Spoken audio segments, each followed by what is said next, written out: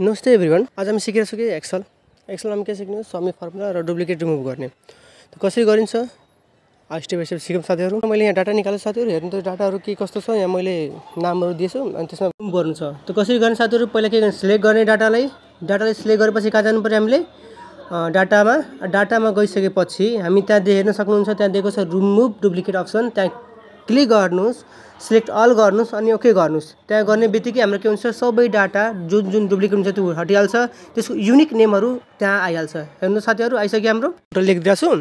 Total लेख्ने बित्तिकै हामीले के गर्नु पर्यो, अब हामीले यसमा फर्मुला युज गर्ने। कुन फर्मुला? हामीले इक्वल टु दिएर सम इफ ब्र्याकेट ओपन गर्ने। ब्र्याकेट ओपन गरिसकेपछि हामीसँग यहाँ जुन हाम्रो स्ट्याटिक सोधिन्छ, जे रुल्स सोधिन्छ त्यो रुल्स अनुसारले हामीले के गर्नुपर्छ, डाटा यहाँ सिलेक्ट गर्नुपर्छ। डाटा सिलेक्ट गर्नुपर्छ, जस्तै रेन्ज, क्राइटेरिया, टोटल्स, त्यो सबैले सिलेक्ट गरेपछि हामीले के गर्ने, ब्र्याकेट क्लोज गर्नु अनि इन्टर गरिदिनुपर्छ। इन्टर गर्ने बित्तिकै जुन आइटम हामीसँग छ त्यसले के गर्नु, ड्र्याग गरिदिनुहोस्, हाम्रो सबैको टोटल यहाँ आइहाल्छ। जुन आइटम छ त्यसको सबै टोटल आइहाल्छ साथीहरू। साथीहरू धन्यवाद। अझै मोर इन्फर्मेसनको लागि वा अगाडि फर्मुला जुन सिक्नु छ त्यसको लागि च्यानललाई सब्सक्राइब गरेर राख्नु साथीहरू। धन्यवाद एन्ड फलो गर्नु होला।